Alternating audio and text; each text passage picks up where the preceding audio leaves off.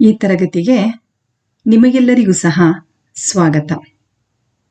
ಭದ್ರಾ ಪ್ರೌಢಶಾಲೆ ಭದ್ರಾವತಿ 10ನೇ ತರಗತಿ, ವಿಷಯ ಸಮಾಜ ವಿಜ್ಞಾನ, ವಿಭಾಗ ಇತಿಹಾಸ, ಅಧ್ಯಾಯ 3 ಬ್ರಿಟಿಷ್ ಆಳ್ವಿಕೆಯ ಪರಿಣಾಮಗಳು.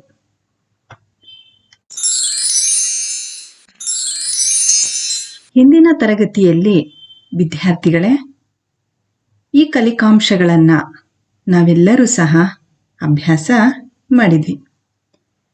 ಬ್ರಿಟಿಷ್ ಈಸ್ಟ್ ಇಂಡಿಯಾ ಕಂಪನಿಯು ಆರಂಭದಲ್ಲಿ ಕೇವಲ ವ್ಯಾಪಾರಿ ಕಂಪನಿಯಾಗಿ ತನ್ನ ವಾಣಿಜ್ಯ ಹಿತಾಸಕ್ತಿಗಳನ್ನು ಮಾತ್ರ ಪೂರೈಸಿಕೊಳ್ಳುವ ಕೆಲಸ ಮಾಡಿತು.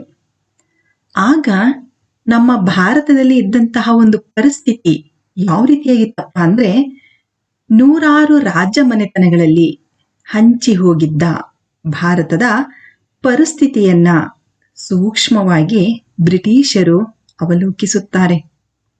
ಆ ಪರಿಸ್ಥಿತಿಯನ್ನು ತಮ್ಮ ಲಾಭಕ್ಕೆ ಬಳಸಿಕೊಂಡು ರಾಜಕೀಯ ಏಳಿಗೆಗೆ ಬಳಸಿಕೊಳ್ತಾರೆ. ಪರಸ್ಪರ ಭಾರತೀಯ ರಾಜರು ಕಚ್ಚಾಡುತ್ತಿದ್ದಂತಹ ಪರಿಸ್ಥಿತಿಯಲ್ಲಿ ಬ್ರಿಟಿಷರು ಒಡೆದು ಆಳುವ ನೀತಿಯನ್ನ ಬಳಸಿಕೊಂಡು ಆ ಸಾಮ್ರಾಜ್ಯಗಳನ್ನ, ರಾಜಮನೆತನಗಳನ್ನ, ಭಾರತೀಯರ ಎಲ್ಲ ರಾಜಮನೆತನಗಳನ್ನ ತಮ್ಮ ಅಧೀನಕ್ಕೆ, ನಿಯಂತ್ರಣಕ್ಕೆ ತೆಗೆದುಕೊಳ್ತಾರೆ. ನಂತರ ಈ ವಶಪಡಿಸಿಕೊಂಡಂತಹ ಸಾಮ್ರಾಜ್ಯಗಳ ಮೇಲೆ ಶಾಶ್ವತವಾಗಿ ತಮ್ಮ ಅಧಿಕಾರವನ್ನದನ್ನ ಉಳಿಸಿಕೊಳ್ಳುವುದಕ್ಕೋಸ್ಕರ ಒಂದು ರಾಜ್ಯ ವ್ಯವಸ್ಥೆಗೆ ಒಂದು ಏಕರೂಪ ಒಂದು ಆಡಳಿತವನ್ನ ಕೊಡುವುದರಲ್ಲಿ ಅವರು ಸಫಲರಾಗ್ತಾರೆ. ಅದಕ್ಕೋಸ್ಕರ ಅವರು ಹಲವಾರು ಕಾಯ್ದೆಗಳನ್ನ ಜಾರಿಗೆ ತರ್ತಾರೆ. ಹಿಂದಿನ ತರಗತಿಯಲ್ಲಿ ನಾವು ಅಧ್ಯಯನ ಮಾಡಿದ್ವಿ, ಬ್ರಿಟಿಷ್ ಕಂದಾಯದ ನೀತಿಗಳಿಂದ ಯಾವ ಪರಿಣಾಮ ಅನ್ನೋದು ಉಂಟಾಯಿತು. ಜಮೀನ್ದಾರಿ ಸಮುದಾಯ ಸೃಷ್ಟಿಯಾಯಿತು. ಮಕ್ಕಳೇ, ಇನ್ನೊಂದು ಸಲ ಈ ಒಂದು ಅಧ್ಯಾಯವನ್ನ, ಹಿಂದಿನ ತರಗತಿಯ ಕಲಿಕಾಂಶಗಳನ್ನ ಪುನರ್ ಮನನ ಮಾಡೋಣ. ಹಾಗಾದ್ರೆ, ಕಂದಾಯ ನೀತಿಗಳಿಂದ ಜಮೀನ್ದಾರಿ ಎನ್ನುವಂತಹ ಒಂದು ಸಮುದಾಯ ಬೆಳವಣಿಗೆ ಆಗುತ್ತೆ, ಸೃಷ್ಟಿ ಆಗುತ್ತೆ.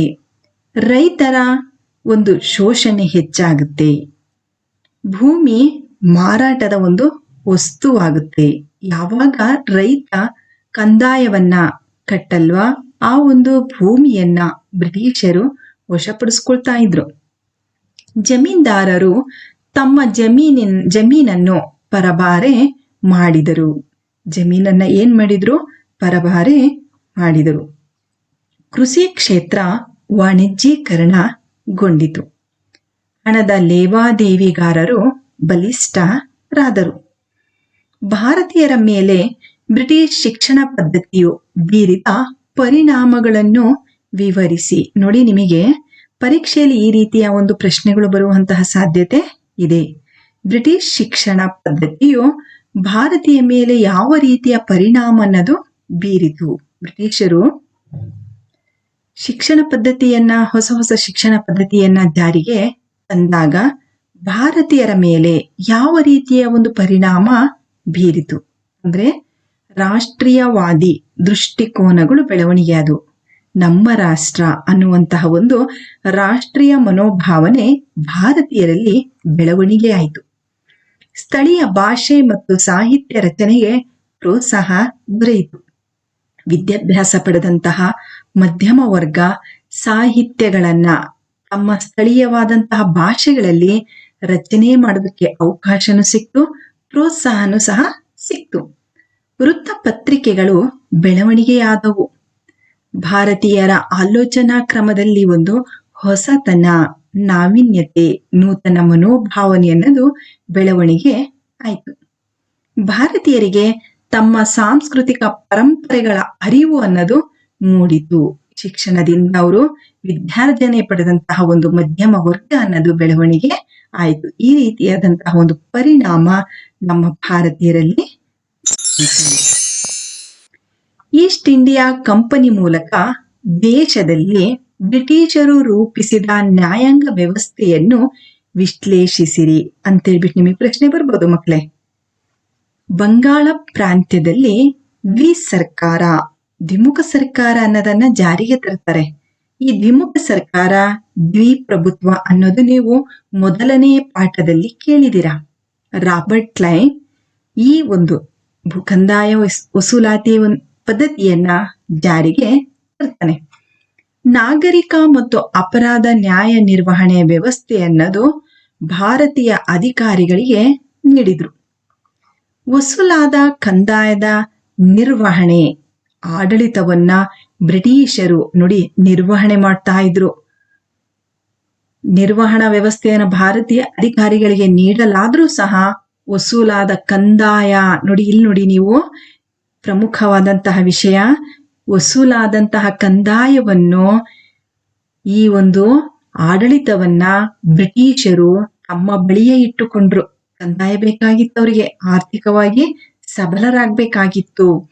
ಕ್ರಮೇಣ ಹೆಚ್ಚು ಕೇಂದ್ರೀಕೃತ ನ್ಯಾಯಾಂಗ ಪದ್ಧತಿಯನ್ನ ಜಾರಿಗೆ ತಂದರು. ಹೊಸ ನ್ಯಾಯಾಂಗ ವ್ಯವಸ್ಥೆಯನ್ನ ಜಾರಿಗೆ ತರುವುದರ ಮೂಲಕ ಮೊಘಲರ ಅಧಿಕಾರವನ್ನ ಹಿಂದಕ್ಕೆ ಸರಿಸ್ತಾರೆ. ಮೊಘಲರನ್ನ ಏನ್ ಮಾಡ್ತಾರೆ, ಪಕ್ಕದಲ್ಲಿ ಇಟ್ಕೊಂಡ್ಬಿಡ್ತಾರೆ. ಅವ್ರನ್ನ ತಾವೇ ಸಾರ್ವಭೌಮರಾಗತೊಡಗಿದರು. ವಾರನ್ ಹೇಸ್ಟಿಂಗ್ ಜಾರಿಗೆ ತಂದ ಹೊಸ ಯೋಜನೆಯ ಪ್ರಕಾರ ಪ್ರತಿ ಒಂದು ಡಿಸ್ಟಿಕ್ ಜಿಲ್ಲೆಯಲ್ಲಿ ದಿವಾನಿ ಅದಾಲತ್ ಎಂಬ ನಾಗರಿಕ ನ್ಯಾಯಾಲಯಗಳು, ಫೌಜದಾರಿ ಅದಾಲತ್ ಅಂದ್ರೆ ಅಪರಾಧ ನ್ಯಾಯಾಲಯಗಳನ್ನ ಸ್ಥಾಪನೆ ಮಾಡಿದ್ರು.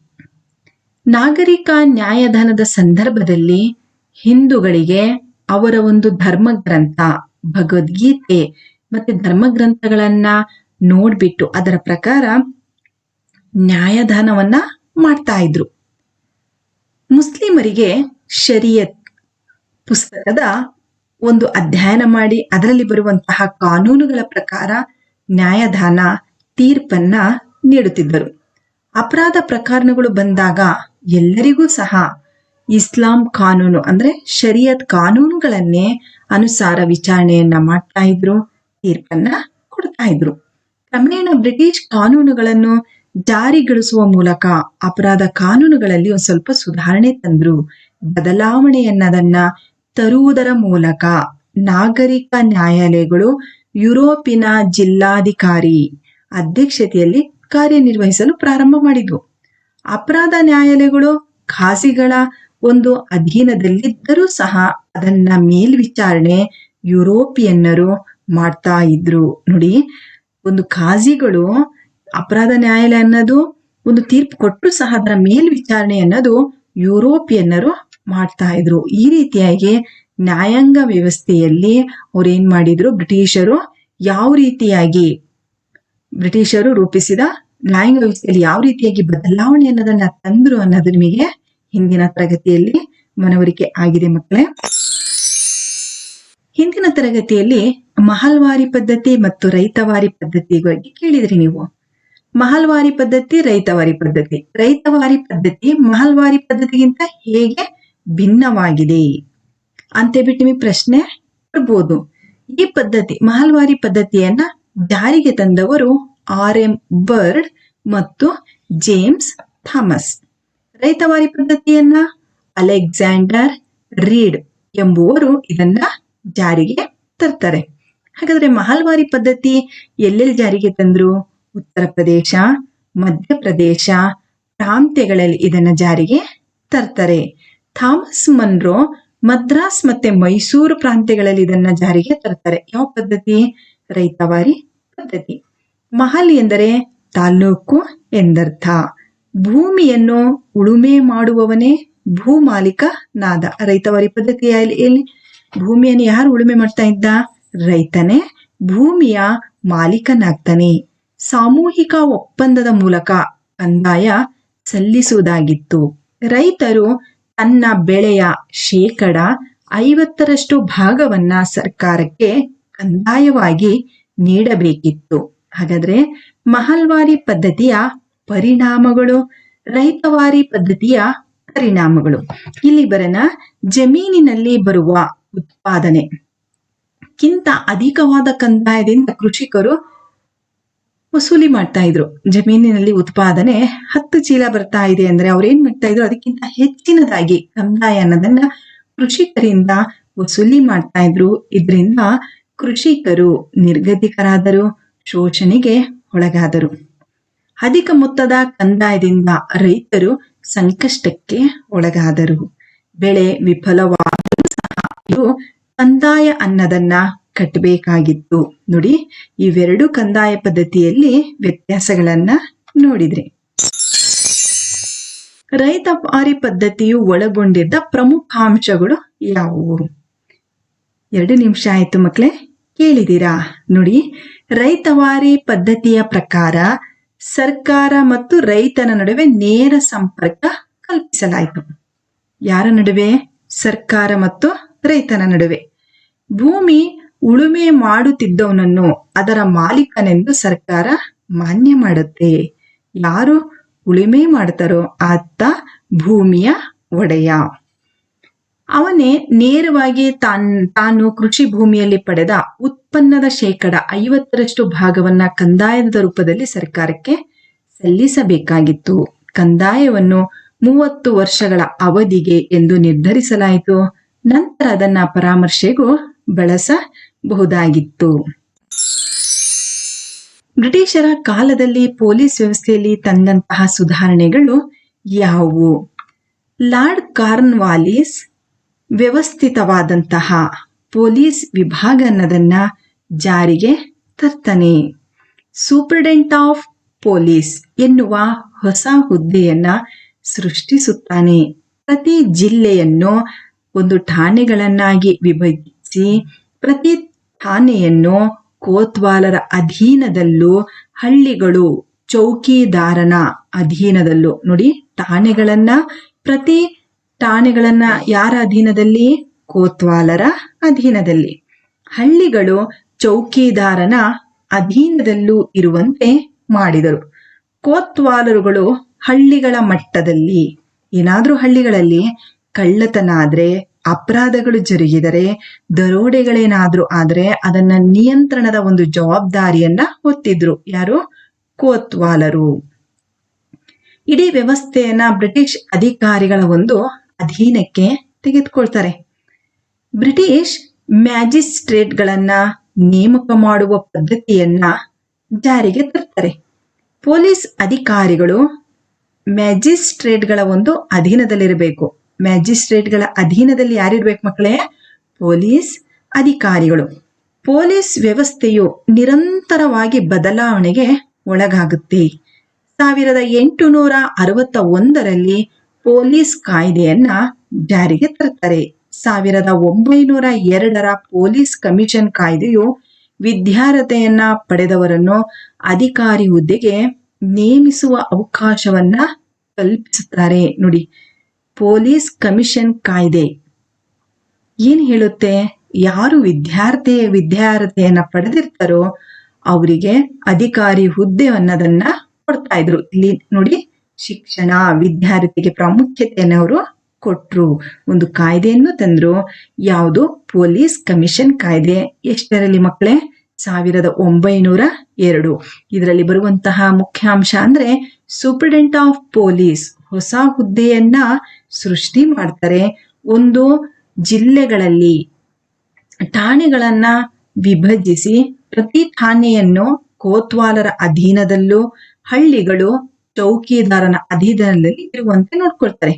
ಹಳ್ಳಿಗಳಲ್ಲಿ ಏನಾದ್ರೂ ನಡೆದ್ರೆ ಘಟನೆಗಳು, ಕೋತ್ವಾಲರುಗಳ ಅದರ ಒಂದು ಜವಾಬ್ದಾರಿಯನ್ನ ನಿಯಂತ್ರಿಸುವುದನ್ನ ನೋಡ್ಕೋಬೇಕಾಯ್ತು. ಈ ರೀತಿಯಾಗಿ ಇಡೀ ವ್ಯವಸ್ಥೆಯನ್ನು ಬ್ರಿಟಿಷ್ ಅಧಿಕಾರಿಗಳ ಒಂದು ಅಧೀನಕ್ಕೆ, ನೋಡಿ, ಅವರ ಒಂದು ಅಧೀನಕ್ಕೆ ಅವರು ತೆಗೆದುಕೊಳ್ತಾರೆ. ಎಷ್ಟು ಈಸಿಯಾಗಿ ಅವರು ಇದನ್ನ ತಮ್ಮ ಅಧೀನಕ್ಕೆ ತೆಗೆದುಕೊಳ್ತಾರೆ. ಬ್ರಿಟಿಷ್ ಶಿಕ್ಷಣದ ಪರಿಣಾಮಗಳು, ಇದನ್ನು ಸಹ ಇಂದಿನ ತರಗತಿಯಲ್ಲಿ ನೀವು ಅಧ್ಯಯನ ಮಾಡಿದಿರ. ಮಕ್ಕಳೇ, ಇಲ್ಲಿ ನೋಡಿ, ಭಾರತೀಯರಲ್ಲಿ ರಾಷ್ಟ್ರೀಯತೆಯ ಮನೋಭಾವ ಬೆಳೆಯುತ್ತೆ. ಸ್ಥಳೀಯ ಭಾಷೆಗಳಿಗೆ ಮತ್ತು ಸಾಹಿತ್ಯ ರಚನೆಗೆ ಅವಕಾಶ ದೊರೆಯುತ್ತೆ. ನೋಡಿ, ಈಗ 2 ನಿಮಿಷ ಆಯ್ತು ನಾನು ನಿಮಗೆ ಹೇಳಿ. ಇದನ್ನ ಮತ್ತೆ ನೀವು ಪುನರ್ಮನನ ಮಾಡಬಹುದು. ವೃತ್ತಪತ್ರಿಕೆಗಳು ಜನ್ಮ ತಾಳಿದವು. ಹೊಸ ಸಾಮಾಜಿಕ ಧಾರ್ಮಿಕ ಚಳುವಳಿ ಆರಂಭವಾದವು. ಬೇರೆ ದೇಶಗಳ ಸ್ವತಂತ್ರ ಚಳುವಳಿಗಳ ಪ್ರಭಾವ ಭಾರತೀಯರ ಮೇಲೂ ಉಂಟಾಯಿತು. ನಂತರ ಅವರು ಆಡಳಿತವನ್ನ, ಏಕರೂಪ ಆಡಳಿತವನ್ನ ನಿಯಂತ್ರಿಸುವುದಕ್ಕೋಸ್ಕರ ಹಲವಾರು ಕಾಯ್ದೆಗಳನ್ನ ಜಾರಿಗೆ ತರ್ತಾರೆ. ನೋಡಿ, ರೆಗ್ಯುಲೇಟಿಂಗ್ ಅಂದ್ರೆ ನಿಯಂತ್ರಿಸುವುದು. ಈ ಕಾಯ್ದೆಯನ್ನ ಜಾರಿಗೆ ತರ್ತಾರೆ. ಹಾಗಾದ್ರೆ ಈ ಕಾಯ್ದೆಯ ಒಂದು ನಿಬಂಧನೆಗಳು ಯಾವುದನ್ನ ನೋಡೋಣ ಮಕ್ಕಳೇ. ಬಂಗಾಳದಲ್ಲಿ ಪ್ರೆಸಿಡೆನ್ಸಿಯು ಉಳಿದೆರಡು ಪ್ರೆಸಿಡೆನ್ಸಿಗಳ ಮೇಲೆ ಅಧಿಕಾರ ಪಡೆಯಿತು. ನೋಡಿ, ಬಂಗಾಳದ ಪ್ರೆಸಿಡೆನ್ಸಿ ಇದನ್ನೆಲ್ಲ ಇಬ್ಬರು ಪ್ರೆಸಿಡೆನ್ಸಿಗಳ ಮೇಲೆ ತಮ್ಮ ಅಧಿಕಾರವನ್ನ ಪಡ್ಕೊಂಡ. ಬಂಗಾಳದಲ್ಲಿ ಇದ್ದಂತಹ ಗವರ್ನರ್ ಜನರಲ್ ಅಂತ ಬಿಟ್ಟು ಹೇಳಿದ್ರು. ಬಂಗಾಳದ ಗವರ್ನರ್ ಜನರಲ್ ಅಂತ ಬಿಟ್ಟು ಹೇಳಿದ್ರು. ಗವರ್ನರ್ ಜನರಲ್ನು ಇವೆರಡು ಅಂದ್ರೆ ಉಳಿದೆರಡು ಪ್ರೆಸಿಡೆನ್ಸಿಗಳ ಮೇಲೆ ಅಧಿಕಾರವನ್ನ ಹೊಂದಿರಬೇಕಾಗಿತ್ತು. ಬಂಗಾಳ ಸರ್ಕಾರದ ಪೂರ್ವ ಅನುಮತಿ ಇಲ್ಲದೆ ಉಳಿದೆರಡು ಸರ್ಕಾರಗಳು ಯಾರ ಮೇಲೂ ಯುದ್ಧ, ಶಾಂತಿ, ಸಂಧಾನ ಮಾಡುವಂತಿಲ್ಲ. ಅಂದ್ರೆ ಈ ಎರಡಿಬ್ರು ಸರ್ಕಾರದ ಅನುಮತಿಯನ್ನ ಪಡ್ಕೋಬೇಕು. ಬಂಗಾಳ ಸರ್ಕಾರದ ಅನುಮತಿಯನ್ನ ಪಡ್ಕೊಂಡು ಅವರು ಯುದ್ಧಕ್ಕೆ ಹೋಗ್ಬೋದು, ಶಾಂತಿ ಸಂಧಾನ ಮಾಡ್ಕೋಬಹುದು. ಕಲ್ಕತ್ತಾದಲ್ಲಿ ಒಂದು ಕೋರ್ಟ್ ಅನ್ನ ಸ್ಥಾಪನೆ ಮಾಡಿದ್ರು, ಸುಪ್ರೀಂ ಕೋರ್ಟ್.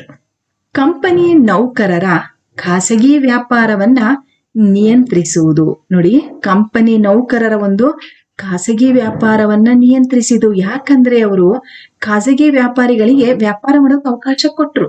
ಆದ್ರೆ ಈ ಖಾಸಗಿ ವ್ಯಾಪಾರಿಗಳು ಏನಪ್ಪ ಮಾಡಿದ್ರು ಅಂದ್ರೆ ಈ ಅವಕಾಶವನ್ನ ಬಳಸ್ಕೊಂಡು ಹೆಚ್ಚಿನ ಹಣವನ್ನ ತಮ್ಮ ಸ್ವಾರ್ಥಕ್ಕೋಸ್ಕರ ಬಳಸ್ಕೊಂಡ್ರು, ಕಡು ಭ್ರಷ್ಟರಾಗ್ತಾರೆ. ಅದನ್ನ ತಡೆಯುವುದಕ್ಕೋಸ್ಕರ 1773ರಲ್ಲಿ ರೆಗ್ಯುಲೇಟಿಂಗ್ ಕಾಯ್ದೆ ಅನ್ನೋದನ್ನ ಜಾರಿಗೆ ತರ್ತಾರೆ. ರೆಗ್ಯುಲೇಟಿಂಗ್ ಅನ್ನುವಂತಹ ಉದ್ದೇಶನೇ ಹೇಳುತ್ತೆ ನಿಯಂತ್ರಿಸುವುದು.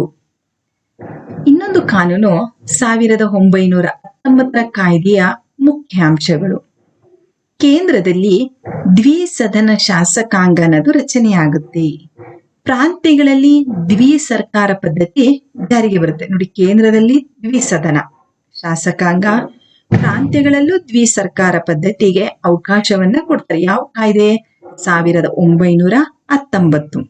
ಭಾರತಕ್ಕೆ ಒಟ್ಟು ಹೈ ಕಮಿಷನರ್ ನೇಮಕ ಆಗ್ತಾರೆ. ಸ್ವಯಂ ಆಡಳಿತವುಳ್ಳ ಸ್ಥಳೀಯ ಸಂಸ್ಥೆಗಳ ರಚನೆಯಾಗುತ್ತೆ. ಪ್ರಾಂತ್ಯಗಳಿಗೆ ಪ್ರತ್ಯೇಕ ಬಜೆಟ್ ಅನ್ನೋದು ಆಗುತ್ತೆ. ಪ್ರತ್ಯೇಕ ಚುನಾವಣಾ ಮತಗಟ್ಟೆಗಳ ಒಂದು ವಿಸ್ತರಣೆಯನ್ನು ಸಹ ಆಗುತ್ತೆ. ವಿವರವಾಗಿ ಇದನ್ನ ಮುಂದಿನ ಒಂದು ಭಾಗದಲ್ಲಿ ನೀವು ನೋಡ್ತೀರಾ ಮಕ್ಕಳೇ. ಬ್ರಿಟಿಷರು ಜಾರಿಗೆ ತಂದ ಪ್ರಮುಖ ಕಾಯ್ದೆಗಳಲ್ಲಿ ಒಂದನೇದು ರೆಗ್ಯುಲೇಟಿಂಗ್ ಕಾಯ್ದೆ. ಜಾರಿಗೆ ಬಂದದ್ದು ವರ್ಷ 1773. ಹಾಗಾದ್ರೆ ಈ ಬಂಗಾಳದಲ್ಲಿ ಗವರ್ನರ್ ಅನ್ನ ಏನ್ ಮಾಡಿದ್ರು? ಗವರ್ನರ್ ಜನರಲ್ ಮಾಡಿದ್ರು. ಬಂಗಾಳದ ಪ್ರೆಸಿಡೆನ್ಸಿಯ ಅಧೀನಕ್ಕೆ ಈ ಭಾಗದಲ್ಲಿ ಮದ್ರಾಸ್ ಪ್ರೆಸಿಡೆನ್ಸಿ ಬರುತ್ತೆ. ಈ ಭಾಗದಲ್ಲಿ ಬಾಂಬೆ ಪ್ರೆಸಿಡೆನ್ಸಿ ಬರುತ್ತೆ. ಬಾಂಬೆ ಮತ್ತೆ ಮದ್ರಾಸ್ ಪ್ರೆಸಿಡೆನ್ಸಿಗಳ ಮೇಲೆ ಏನ್ ಮಾಡಿದ್ರು? ಬಂಗಾಳದ ಪ್ರೆಸಿಡೆನ್ಸಿ ಅಧೀನಕ್ಕೆ ತೆಗೆದುಕೊಂಡ. ಇವಿಬ್ಬರ ಮೇಲೆ ನಿಯಂತ್ರಣ ಮಾಡಿಕೊಂಡ. ಮದ್ರಾಸ್ ಮತ್ತೆ ಮುಂಬೈ ಪ್ರೆಸಿಡೆನ್ಸಿಗಳು ಯಾವುದೇ ಯುದ್ಧ ಮಾಡಂಗಿಲ್ಲ, ಶಾಂತಿ ಮಾಡಂಗಿಲ್ಲ. ಯಾರ ಅನುಮತಿಯನ್ನ ಮಾಡಬೇಕಾದ್ರೆ ಬಂಗಾಳ ಸರ್ಕಾರದ ಒಂದು ಅನುಮತಿಯನ್ನ ಪಡ್ಕೊಂಡು ಯುದ್ಧವನ್ನ ಮಾಡಬೇಕಾಗಿತ್ತು, ಸಂದಾಯವನ್ನ ಮಾಡ್ಕೋಬೇಕಾಗಿತ್ತು. ಹಾಗಾದ್ರೆ ಇವೆರಡು ಪ್ರೆಸಿಡೆನ್ಸಿಗಳ ಮೇಲೆ ನಿಯಂತ್ರಣ ಇಟ್ಕೊಳ್ತು ಯಾವುದು?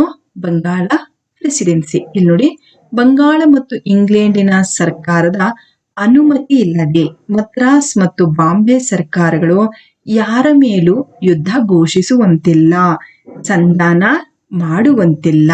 ಕಲ್ಕತ್ತಾದಲ್ಲಿ ಸ್ಥಾಪನೆಯಾದದ್ದು ಒಂದು ಕೋರ್ಟ್ ಹೇಳ್ತೀರಾ ಮಕ್ಕಳೇ? Supreme court. ಸುಪ್ರೀಂ ಕೋರ್ಟ್ ಯಾವ ಭಾಗದಲ್ಲಿ? ಕಲ್ಕತ್ತಾದಲ್ಲಿ. ಈ ಭಾಗದಲ್ಲಿ ಕಲ್ಕತ್ತಾದಲ್ಲಿ ಸ್ಥಾಪನೆ ಆಯಿತು. 1833ರ ಚಾರ್ಟರ್ ಕಾಯ್ದೆ. ಯಾವುದು? ಚಾರ್ಟರ್ ಕಾಯ್ದೆಯ ಅಂಶಗಳು.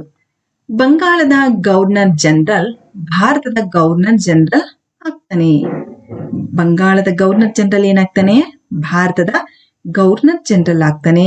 ಈತನು ಭಾರತದ ಎಲ್ಲ ವ್ಯಾಪಾರಿ ಸರಕುಗಳ ಮೇಲೆ ಅಧಿಕಾರವನ್ನ ಹೊಂದ್ತಾನೆ. ಗವರ್ನರ್ ಜನರಲ್ ಎಲ್ಲ ವ್ಯಾಪಾರಿಗಳ ಒಂದು ಸರಕುಗಳ ಮೇಲೆ ಅಧಿಕಾರನದನ್ನ ಹೊಂದ್ತಾನೆ. ಯುದ್ಧ, ಶಾಂತಿಯಂತಹ ವಿಷಯಗಳ ತೀರ್ಮಾನ ಬಂಗಾಳ ಸರ್ಕಾರಕ್ಕೆ ಬರುತ್ತೆ. ಧರ್ಮ, ಹುಟ್ಟಿನ ಆಧಾರದ ಮೇಲೆ ತಾರತಮ್ಯ ಮಾಡಬಾರದು ಅಂತ ಬಿಟ್ಟು ಹೇಳ್ತಾನೆ. ಗವರ್ನರ್ ಜನರಲ್ನ ಕಾರ್ಯಾಂಗ ಸಭೆಗೆ ನ್ಯಾಯಾಂಗ ಪರಿಣಿತರ ನೇಮಕ ಮಾಡ್ತಾರೆ. ಗವರ್ನರ್ ಜನರಲ್ನ ಒಂದು ಕಾರ್ಯಾಂಗ ಸಭೆಗೆ ನ್ಯಾಯಾಂಗದಲ್ಲಿ ಪರಿಣಿತಿಯನ್ನ ಪಡೆದಂತವರಿಗೆ ನೇಮಕ ಮಾಡ್ತಾರೆ. ಭಾರತಕ್ಕೆ ಬರಲು ಬ್ರಿಟಿಷ್ ಕಂಪನಿಗಳಿಗೆ ಮುಕ್ತ ಅವಕಾಶ ಅನ್ನೋದು ಈ ಕಾಯ್ದೆ ಮೂಲಕ ದೊರೆಯುತ್ತೆ.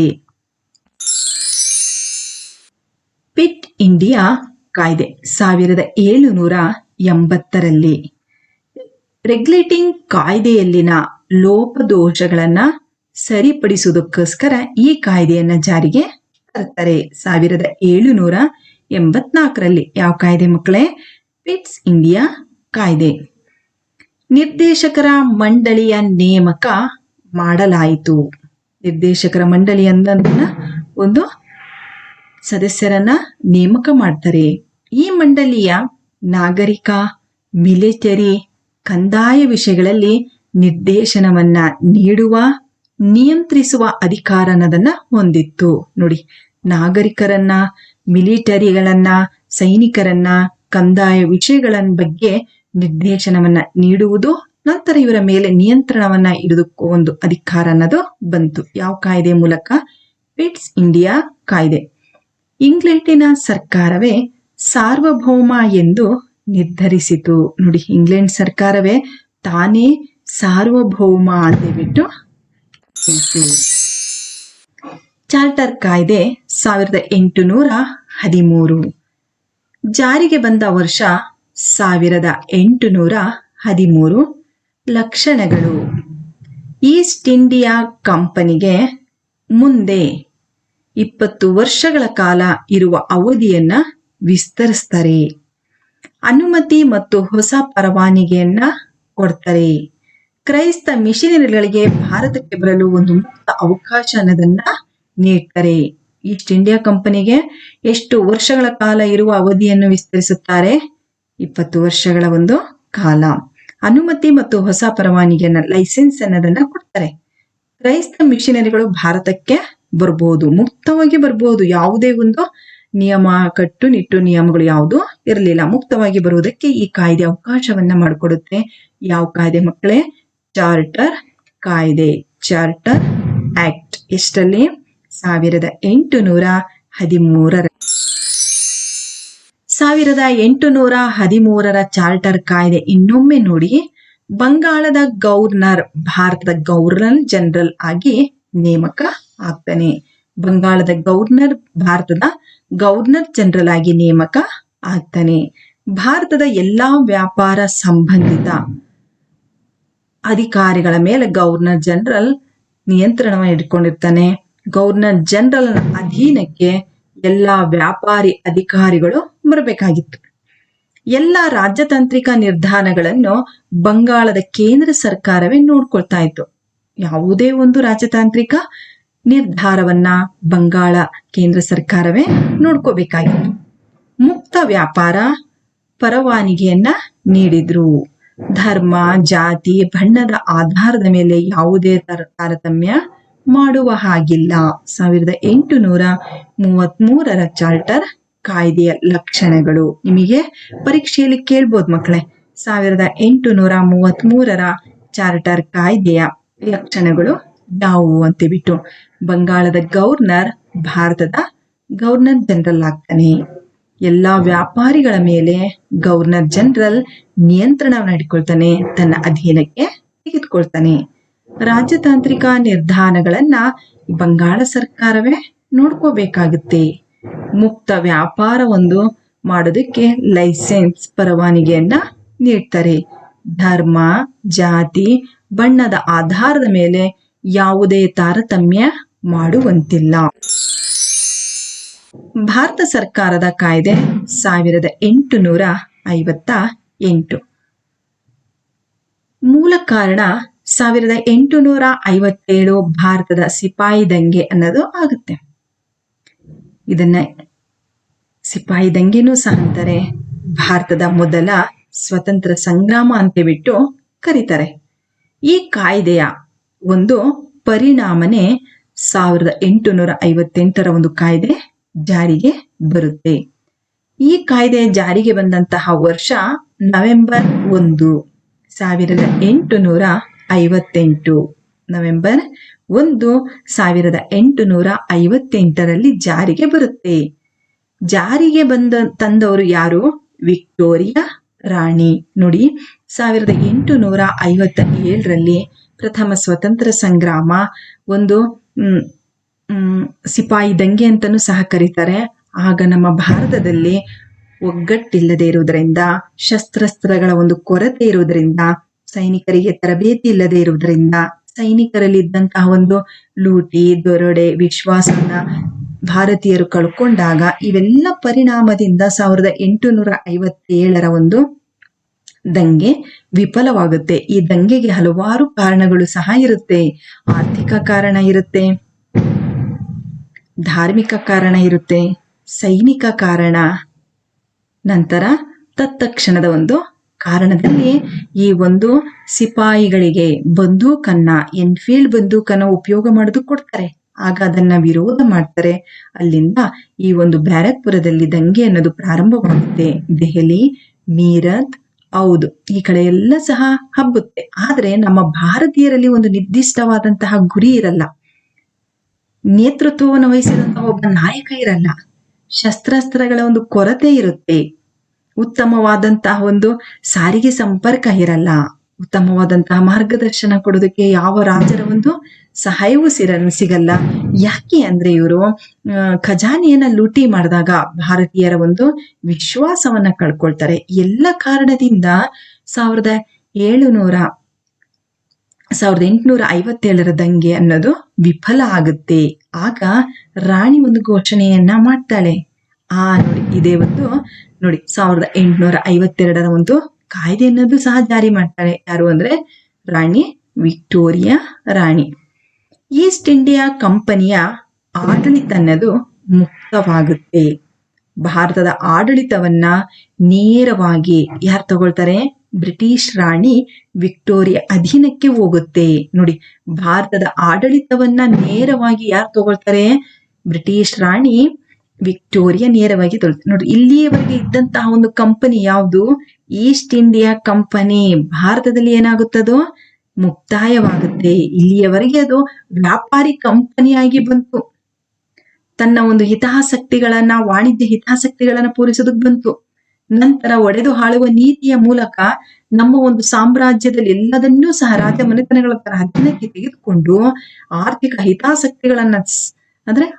ಹಿತಾಸಕ್ತಿಗಳನ್ನ ಕಾಪಾಡುವುದರ ಜೊತೆಗೆ ಏಕರೂಪದ ಆಡಳಿತ ವ್ಯವಸ್ಥೆಯನ್ನ ತರ್ತಾರೆ. ಆ ಆಡಳಿತವನ್ನ ನಿಯಂತ್ರಿಸೋದಕ್ಕೋಸ್ಕರ ಅವರು ಹಲವಾರು ಕಾಯ್ದೆಗಳನ್ನ ಅದನ್ನ ಜಾರಿಗೆ ತರ್ತಾರೆ. ರೆಗ್ಯುಲೇಟಿಂಗ್ ಕಾಯ್ದೆ, ಪಿಟ್ಸ್ ಇಂಡಿಯಾ ಕಾಯ್ದೆ, ನಂತರ ಚಾರ್ಟರ್ ಕಾಯ್ದೆ, ಇವೆಲ್ಲ ಕಾಯ್ದೆಗಳು ಜಾರಿಗೆ ಬರೋದಕ್ಕೆ ಇದೇ ಒಂದು ಕಾರಣ. ಗವರ್ನರ್ ಜನರಲ್ ಹುದ್ದೆಯ ಬದಲಾಗಿ, ನೋಡಿ, ಗವರ್ನರ್ ಜನರಲ್ ಹುದ್ದೆಯ ಬದಲಾಗಿ ವೈಸ್ ರಾಯ್ ಅನ್ನುವಂತಹ ಒಂದು ಹೊಸ ಹುದ್ದೆ ಸೃಷ್ಟಿಯಾಗುತ್ತೆ. ಯಾವ ಹುದ್ದೆ ಹೋಗುತ್ತೆ? Governor general. ಈ ಹುದ್ದೆ ಹೋಗಿ ವೈಸ್ ರಾಯ್ ಅನ್ನುವಂತಹ ಹುದ್ದೆ ಬದಲಾಗಿ ಬರುತ್ತೆ. ಬ್ರಿಟಿಷ್ ಮಂತ್ರಿ ಮಂಡಲದ ಸದಸ್ಯರ ಬ್ರಿಟಿಷ್ ಮಂತ್ರಿಮಂಡಲದ ಸದಸ್ಯರು ಭಾರತದ ಆಡಳಿತದ ಜವಾಬ್ದಾರಿ ವಹಿಸಲಾಯಿತು. ಬ್ರಿಟಿಷ್ ಮಂತ್ರಿಮಂಡಲದ ಸದಸ್ಯರೆಲ್ಲರೂ ಸಹ ಭಾರತದ ಒಂದು ಆಡಳಿತದ ಒಂದು ಜವಾಬ್ದಾರಿಯನ್ನ ವಹಿಸಿಕೊಳ್ಳೋದಕ್ಕೆ ಬಂತು. ಈ ಕಾಯ್ದೆಯ ಒಂದು ಲಕ್ಷಣಗಳು. 1858ರ ಭಾರತ ಸರ್ಕಾರದ ಕಾಯ್ದೆಯ ಪ್ರಮುಖ ಅಂಶಗಳೆಂದರೆ, ಇನ್ನೊಂದು ಸಲ ನೋಡೋಣ ಮಕ್ಕಳೇ. ಈಸ್ಟ್ ಇಂಡಿಯಾ ಕಂಪನಿಯ ಮಾನ್ಯತೆ ಏನಾಗುತ್ತೆ? ರದ್ದಾಗುತ್ತೆ, ಕೊನೆಯಾಗುತ್ತೆ, ಮುಕ್ತಾಯವಾಗುತ್ತೆ. ಬ್ರಿಟಿಷ್ ರಾಣಿನೇ ಏನ್ ಮಾಡ್ಕೊಳ್ಳುತ್ತೆ? ಆಡಳಿತವನ್ನ ನೇರವಾಗಿ ತಾನೇ ವಹಿಸ್ಕೊಳ್ಳುತ್ತೆ. ಆಡಳಿತದಲ್ಲಿ ಬರುವಂತ ಎಲ್ಲ ಒಂದು ಅಧಿಕಾರನದನ್ನ ಬ್ರಿಟಿಷ್ ರಾಣಿ ವರ್ಗಾವಗುತ್ತೆ. ಗವರ್ನರ್ ಜನರಲ್ ಹುದ್ದೆ ಅನ್ನೋದು ಹೋಗ್ಬಿಟ್ಟು ವೈಸ್ರಾಯ್ ಎನ್ನುವಂತಹ ಪದನಾಮ ಬರುತ್ತೆ. ವೈಸ್ರಾಯ್ ಆಗಿ ಮೊಟ್ಟ ಮೊದಲು ಬಂದವರು ಯಾರು ಅಂದ್ರೆ ಲಾರ್ಡ್ ಕ್ಯಾನಿಂಗ್. ಲಾರ್ಡ್ ಕ್ಯಾನಿಂಗ್ ಮೊಟ್ಟ ಮೊದಲ viceroy. Secretary of state for India ಸ್ಥಾನವನ್ನು ಬ್ರಿಟಿಷ್ ಸರ್ಕಾರ ಸೃಷ್ಟಿಸಿತು. Secretary of state for India ಸ್ಥಾನವನ್ನ ಬ್ರಿಟಿಷ್ ಸರ್ಕಾರ ಸೃಷ್ಟಿ ಮಾಡುತ್ತೆ. ಮಂತ್ರಿಮಂಡಲದ ಸದಸ್ಯರಾಗಿದ್ದ ಬ್ರಿಟಿಷ್ ಮಂತ್ರಿಮಂಡಲದ ಸದಸ್ಯರಾಗಿದ್ದ ಇವರು ಭಾರತದ ಆಡಳಿತವನ್ನ ನೋಡಿಕೊಳ್ಳುವ ಜವಾಬ್ದಾರಿಯನ್ನ ಹೊಂದ್ತಾರೆ. ನೋಡಿ, secretary of state for India. Secretary for state of India British ಸರ್ಕಾರ ಸೃಷ್ಟಿ ಮಾಡುತ್ತೆ. ಯಾವುದನ್ನ? Secretary state of India. British ಮಂತ್ರಿಮಂಡಲದ ಸದಸ್ಯರಾಗಿದ್ದ ಇವರು ಭಾರತದ ಆಡಳಿತವನ್ನ ನೋಡಿಕೊಳ್ಳುವ ಒಂದು ಜವಾಬ್ದಾರಿಯನ್ನ ಹೊಂದಿದರು. ಇವರಿಗೆ ಸಹಾಯ ಮಾಡಲು 15 ಸದಸ್ಯರನ್ನೊಳಗೊಂಡ ಭಾರತ ಮಂಡಳಿ, ಕೌನ್ಸಿಲ್ ಆಫ್ ಇಂಡಿಯಾ, ಇವರಿಗೆ ಸಹಾಯ ಮಾಡೋದಕ್ಕೆ ಎಷ್ಟು ಸದಸ್ಯರು? 15 ಸದಸ್ಯರ ಒಂದು ಮಂಡಳಿ, ಭಾರತದ ಮಂಡಳಿ ಜಾರಿಗೆ ಬರುತ್ತೆ. ಕೌನ್ಸಿಲ್ ಆಫ್ ಇಂಡಿಯಾ ಯಾವ ಕಾಯ್ದೆಯ ಒಂದು ಅಂಶಗಳು? 1858ರ ಲಕ್ಷಣಗಳು. 1919ರ ಕಾಯ್ದೆಯ ಪ್ರಮುಖಾಂಶಗಳು ಯಾವುವು? 2 ನಿಮಿಷ ಆಯ್ತು ಮಕ್ಕಳೇ. ನಾನು 1919ರ ಕಾಯ್ದೆ ಬಗ್ಗೆ ಹೇಳಿದೆ. ಇನ್ನೊಂದು ಸಲ ಹೇಳ್ತೀನಿ. 1919ರ ಕಾಯ್ದೆಯ ಪ್ರಮುಖಾಂಶಗಳು. ಕೇಂದ್ರದಲ್ಲಿ ದ್ವಿಸದನ ಶಾಸಕಾಂಗ ಜಾರಿಗೆ ಬರುತ್ತೆ. ನೋಡಿ, ದ್ವಿಸದನ ಶಾಸಕಾಂಗ ಸಂಸತ್ತಿನಲ್ಲಿ ನಾವು 2 ಸದನಗಳನ್ನ ನೋಡ್ತೀವಿ. ಆ 2 ಸದನಗಳು ಕೆಳಮನೆ, ಮೇಲ್ಮನೆ. ಶಾಸಕಾಂಗ ಸಭೆ, ರಾಜ್ಯಸಭೆ, ರಾಜ್ಯಗಳ ಪರಿಷತ್ತು ರಚನೆಯಾಗುತ್ತೆ. ನೋಡಿ, ಇದರ ಒಂದು ಫಲವೇ ನಾವು ಸಂವಿಧಾನದಲ್ಲಿ, ಸಂಸತ್ತಿನಲ್ಲಿ ನಾವು 2 ಸದನಗಳನ್ನ ನಾವು ನೋಡ್ತೀವಿ. ಯಾವ ಕಾಯ್ದೆ? 1919ರ ಕಾಯ್ದೆ. 9ನೇ ತರಗತಿಯಲ್ಲಿ ನೀವು ಓದಿದಿರ ಮಕ್ಕಳೇ. ಲೋಕಸಭೆ, ರಾಜ್ಯಸಭೆ, ಕೆಳಮನೆ, ಮೇಲ್ಮನೆ. ಕೆಳಮನೆಯ ಸದಸ್ಯರಿಗೆ ಇರಬೇಕಾದಂತಹ ಅರ್ಹತೆಗಳು, ರಾಜ್ಯಸಭೆಗೆ ಸದಸ್ಯರಿಗೆ ಇರಬೇಕಾದಂತಹ ಅರ್ಹತೆಗಳು, ಲೋಕಸಭೆಯ ಅಧಿಕಾರಾವಧಿಗಳು, ರಾಜ್ಯಸಭೆಯ ಅಧಿಕಾರಿಗಳ ಅಥವಾ ರಾಜ್ಯಸಭೆಯ ಸದಸ್ಯರ ರಾಜ್ಯಸಭೆಯ ಒಂದು ಕಾರ್ಯಕಲಾಪಗಳು, ಮಂತ್ರಿಮಂಡಲ, ಪ್ರಧಾನಮಂತ್ರಿ ಎಲ್ಲ 9ನೇ ತರಗತಿಯಲ್ಲಿ ನೋಡಿದೀರಾ. ಹಾಗಾದ್ರೆ ಯಾವ ಕಾಯ್ದೆಯಿಂದ ಇದನ್ನ ನಾವು ಸಂವಿಧಾನದಲ್ಲಿ, ಸಂಸತ್ತಿನಲ್ಲಿ ಅಳವಡಿಸ್ಕೊಂಡಿದೀವಿ ಅಂದ್ರೆ 1919ರ ಕಾಯ್ದೆ. ಪ್ರಾಂತ್ಯಗಳಲ್ಲಿ ದ್ವಿಸರ್ಕಾರ ಪದ್ಧತಿಗೆ ಅವಕಾಶ ಅನ್ನೋದನ್ನ ಕೊಡ್ತಾರೆ. ಇಲ್ಲಿ ಪ್ರಾಂತ್ಯಗಳಲ್ಲಿ ಯಾವ ಸರ್ಕಾರ? ದ್ವಿಸರ್ಕಾರ ಪದ್ಧತಿಗೆ ಅವಕಾಶ ಅನ್ನೋದನ್ನ ಕೊಡ್ತಾರೆ. ಭಾರತಕ್ಕೆ ಒಬ್ಬ ಹೈ ಕಮಿಷನರ್ ಅನ್ನ ನೇಮಕ ಮಾಡ್ತಾರೆ. ಭಾರತಕ್ಕೆ ಒಬ್ಬ ಹೈ ಕಮಿಷನರ್ ಅನ್ನ ನೇಮಕ ಮಾಡ್ತಾರೆ. ಸ್ವಯಂ ಆಡಳಿತವುಳ್ಳ ಸ್ಥಳೀಯ ಸಂಸ್ಥೆಗಳ ಅಭಿವೃದ್ಧಿಗೆ ಭರವಸೆಯನ್ನ ಕೊಡ್ತಾರೆ. ಸ್ವಯಂ ಆಡಳಿತವುಳ್ಳ ಸ್ಥಳೀಯ ಸಂಸ್ಥೆಗಳ ಒಂದು ಅಭಿವೃದ್ಧಿಗೆ ಭರವಸೆಯನ್ನ ಕೊಡ್ತಾರೆ. ನೋಡಿ, ಸ್ಥಳೀಯವಾಗಿ ಏನಾಗ್ಬೇಕು? ಅಭಿವೃದ್ಧಿ ಆಗ್ಬೇಕು. ಅದನ್ನು ನೋಡ್ಕೊಳ್ಳೋರು ಯಾರು? ಸ್ವಯಂ ಆಡಳಿತವೇ ನೋಡ್ಕೋಬೇಕು. ಭಾರತಕ್ಕೆ ಒಬ್ಬ ಹೈ ಕಮಿಷನರ್ ಅನ್ನ ನೇಮಕ ಮಾಡ್ತಾರೆ. ಪ್ರಾಂತ್ಯಗಳಲ್ಲಿ ದ್ವಿಸರ್ಕಾರ ಜಾರಿಗೆ ಬರುತ್ತೆ. ಕೇಂದ್ರದಲ್ಲಿ ದ್ವಿಸದಂಗ ಬರುತ್ತೆ. ಒಂದು ಶಾಸಕಾಂಗ ಸಭೆ, ರಾಜ್ಯಗಳಲ್ಲಿ ರಾಜ್ಯ ಪರಿಷತ್ತು. ಕೇಂದ್ರದ ಬಜೆಟ್ನಿಂದ ಪ್ರಾಂತ್ಯಗಳ ಬಜೆಟ್ ಅನ್ನ ಬೇರ್ಪಡಿಸ್ತಾರೆ. ಕೇಂದ್ರದ ಬಜೆಟ್ನಿಂದ ಪ್ರಾಂತ್ಯಗಳ ಬಜೆಟ್ ಅನ್ನ ಏನ್ ಮಾಡ್ತಾರೆ? ಬೇರ್ಪಡಿಸ್ತಾರೆ. ಪ್ರತ್ಯೇಕ ಚುನಾವಣಾ ಮತಗಟ್ಟೆ. ನೋಡಿ, ಮುಸ್ಲಿಮರಿಗೆ, ಸಿಖ್ಖರಿಗೆ, ಆಂಗ್ಲೋ ಭಾರತೀಯರಿಗೆ, ಯುರೋಪಿಯನ್ನರಿಗೆ ಪ್ರತ್ಯೇಕವಾದಂತಹ ಒಂದು ಮತಗಟ್ಟೆಯನ್ನ ಇರುವಂತಹ ಒಂದು ವ್ಯವಸ್ಥೆಯನ್ನು ಸಹ ಮಾಡ್ತಾರೆ. ಪ್ರತ್ಯೇಕ ಚುನಾವಣಾ ಮತಗಟ್ಟೆಯನ್ನ ಮಾಡ್ತಾರೆ. ಯಾರ್ಯಾರಿಗೆ ಒಂದು ವ್ಯವಸ್ಥೆಯನ್ನ ದೊರೆಯುತ್ತೆ? ವಿಸ್ತರಿಸುತ್ತಾರೆ ಅಂದ್ರೆ ಮುಸ್ಲಿಂ, ಸಿಖ್, ಆಂಗ್ಲೋ ಭಾರತೀಯರು, ಯುರೋಪಿಯನ್ನರಿಗೆ ಪ್ರತ್ಯೇಕ ಚುನಾವಣಾ ಮತಗಟ್ಟೆಯನ್ನ ವಿಸ್ತಾರ ಮಾಡ್ತಾರೆ. ನೋಡಿ, 1919ರ ಕಾಯ್ದೆಯ ಮುಖ್ಯಾಂಶಗಳನ್ನ ನೀವು ನೋಡಿದ್ರಿ. ಕೇಂದ್ರದಲ್ಲಿ ದ್ವಿಸದನ ಶಾಸಕಾಂಗ ಸಭೆ, ಕೆಳಮನೆ ಮೇಲ್ಮನೆ, ರಾಜ್ಯ ಪರಿಷತ್ತು. ಪ್ರಾಂತ್ಯಗಳಲ್ಲಿ ಸರ್ಕಾರಕ್ಕೆ ಅವಕಾಶ ಅನ್ನೋದು ಬರುತ್ತೆ. ಭಾರತಕ್ಕೆ ಒಬ್ಬ ಹೈ ಕಮಿಷನರ್ ನೇಮಕ ಮಾಡ್ತಾರೆ. ಸ್ವಯಂ ಆಡಳಿತವುಳ್ಳ ಸ್ಥಳೀಯ ಸಂಸ್ಥೆಗಳ ಒಂದು ಅಭಿವೃದ್ಧಿಗೆ, ಸ್ಥಳೀಯವಾಗಿ ಆಡಳಿತವನ್ನ ಜಾರಿಗೆ ತರ್ತಾರೆ. ಸ್ವಯಂ ಆಡಳಿತವನ್ನ ತಂದು ಸ್ಥಳೀಯ ಸಂಸ್ಥೆಗಳ ಒಂದು ಅಭಿವೃದ್ಧಿಯನ್ನ ಮಾಡಬೇಕು. ಕೇಂದ್ರ ಬಜೆಟ್ನಿಂದ ಪ್ರಾಂತ್ಯಗಳ ಬಜೆಟ್ ಅನ್ನ ಬೇರ್ಪಡೆ ಮಾಡ್ತಾರೆ. ಪ್ರತ್ಯೇಕ ಚುನಾವಣಾ ಮತಗಟ್ಟೆ ವ್ಯವಸ್ಥೆಯನ್ನ ದೊರೆಯುವಂತೆ ಮಾಡ್ತಾರೆ. ಸಿಖ್ಖರಿಗೆ, ಮುಸ್ಲಿಮರಿಗೆ, ಆಂಗ್ಲೋ ಭಾರತೀಯರಿಗೆ, ಯುರೋಪಿಯನ್ನರಿಗೆ ಎಲ್ಲ ವ್ಯವಸ್ಥೆ ಅನ್ನೋದು 1919 ಕಾಯ್ದೆಯನ್ನ ಮೂಲಕ ತರ್ತಾರೆ. 1935 ಭಾರತ ಸರ್ಕಾರದ ಕಾಯ್ದೆ, ಭಾರತದ ಸಂವಿಧಾನದ ಬುನಾದಿ ಸಮರ್ಥಿಸಿ, ಅಥವಾ 1935 ಭಾರತ ಸರ್ಕಾರದ ಕಾಯ್ದೆಯ ಮುಖ್ಯಾಂಶಗಳು ಯಾವುವು? ಅಖಿಲ ಭಾರತ ಒಕ್ಕೂಟ ರಚನೆಗೆ ಅವಕಾಶ ಅನ್ನೋದನ್ನ ತಂದ್ಕೊಡ್ತಾರೆ. ನೋಡಿ, ನಿಮಗೆ ಪರೀಕ್ಷೆಯಲ್ಲಿ ಈ ರೀತಿಯ ಪ್ರಶ್ನೆಗಳು ಬರ್ಬೋದು ಮಕ್ಕಳೇ. 1935 ಭಾರತ ಸರ್ಕಾರದ ಕಾಯ್ದೆ, ಭಾರತದ ಒಂದು ಸಂವಿಧಾನದ ಬುನಾದಿ, ಈ ಕಾಯ್ದೆ ಸಂವಿಧಾನದ ಬುನಾದಿ ಅಂತ ಹೇಳ್ತಾರೆ, ಸಮರ್ಥಿಸಿ. ಅಥವಾ 1935 ಭಾರತ ಸರ್ಕಾರದ ಕಾಯ್ದೆಯ ಪ್ರಮುಖಾಂಶಗಳು ಯಾವ? ನೋಡಿ, ಡೈರೆಕ್ಟ್ ಆಗಿ ಕೇಳ್ಬಿಟ್ರು ನಿಮಗೆ. ಇಲ್ಲಿ ನೋಡಿ, ಭಾರತ ಸರ್ಕಾರ ಸಂವಿಧಾನದ ಬುನಾದಿ ಸಮರ್ಥಿಸಿ ಅಂತ ಪ್ರಶ್ನೆಯನ್ನ ನಿಮಗೆ ಕೇಳಿದ್ರು. ಅಖಿಲ ಭಾರತ ಒಕ್ಕೂಟ ರಚನೆಗೆ ಅವಕಾಶ ಮಾಡಿಕೊಡ್ತಾರೆ. ಅಖಿಲ ಭಾರತ ಒಕ್ಕೂಟ ರಚನೆಗೆ ಅವಕಾಶ ಮಾಡಿಕೊಡ್ತಾರೆ. ಕೇಂದ್ರದಲ್ಲಿ ಸರ್ಕಾರ ರಚನೆ, ಕೇಂದ್ರದಲ್ಲಿ ಯಾವ್ದು ಮಕ್ಕಳೇ? ಸರ್ಕಾರ ರಚನೆ. ಭಾರತೀಯ ರಿಸರ್ವ್ ಬ್ಯಾಂಕ್ ಸ್ಥಾಪನೆ ಆಗುತ್ತೆ. ನೋಡಿ, very very important. 1935 reserve bank ಸ್ಥಾಪನೆ ಆಗುತ್ತೆ. ಬ್ಯಾಂಕುಗಳ ಬ್ಯಾಂಕ್ ನೋಡಿ, ಬ್ಯಾಂಕುಗಳ ಬ್ಯಾಂಕ್, ಎಲ್ಲಾ ಬ್ಯಾಂಕುಗಳನ್ನ ತನ್ನ ನಿಯಂತ್ರಣದಲ್ಲಿ ಇಟ್ಕೊಳ್ತಾ ಇದೆ. ಯಾವ ಬ್ಯಾಂಕು? Reserve bank. 1935 ಅದು ಸ್ಥಾಪನೆ ಆಗುತ್ತೆ. ಪ್ರಾಂತ್ಯಗಳಲ್ಲಿ ಸರ್ಕಾರ ಪದ್ಧತಿ, ಕೇಂದ್ರದಲ್ಲೂ ಸರ್ಕಾರ ಪದ್ಧತಿ, ಪ್ರಾಂತ್ಯಗಳಲ್ಲೂ ಸಹ ಸರ್ಕಾರ ಪದ್ಧತಿ ತರ್ತಾರೆ. ನೋಡಿ, ಅಖಿಲ ಭಾರತ ಒಕ್ಕೂಟ ಅನ್ನೋದು ರಚನೆ ಆಗುತ್ತೆ ಆಗ 1935. ಪ್ರಾಂತ್ಯಗಳಿಗೆ ಸ್ವಾಯತ್ತತೆಯನ್ನ ದೊರೆಯುತ್ತೆ. ಭಾರತದಲ್ಲಿ ಫೆಡರಲ್ ಕೋರ್ಟ್ ಅನ್ನೋದು ಸ್ಥಾಪನೆ ಆಗುತ್ತೆ. ಭಾರತದಲ್ಲಿ ಫೆಡರಲ್ ಕೋರ್ಟ್ ಸ್ಥಾಪನೆ ಆಗುತ್ತೆ. ಈಸ್ಟ್ ಇಂಡಿಯಾ ಕಂಪನಿ ಮೂಲಕ ದೇಶದಲ್ಲಿ ಬ್ರಿಟಿಷರು ರೂಪಿಸಿದ ನ್ಯಾಯಾಂಗ ವ್ಯವಸ್ಥೆಯನ್ನ ವಿಶ್ಲೇಷಿಸಿರಿ. ಆಗ್ಲೇ ಹೇಳಿದ್ದೆ ಮಕ್ಕಳೇ ನಿಮಗೆ, ನ್ಯಾಯಾಂಗ ವ್ಯವಸ್ಥೆ ಬಗ್ಗೆ ನಿಮಗೆ ಗೊತ್ತಿದೆ. ಭಾರತ ಸರ್ಕಾರದ ಕಾಯ್ದೆ ಯಾವುದು? 1935 ಸಂವಿಧಾನ ರಚನೆಗೆ ಬುನಾದಿಯಾದಂತಹ ಇದು ಕಾಯ್ದೆ.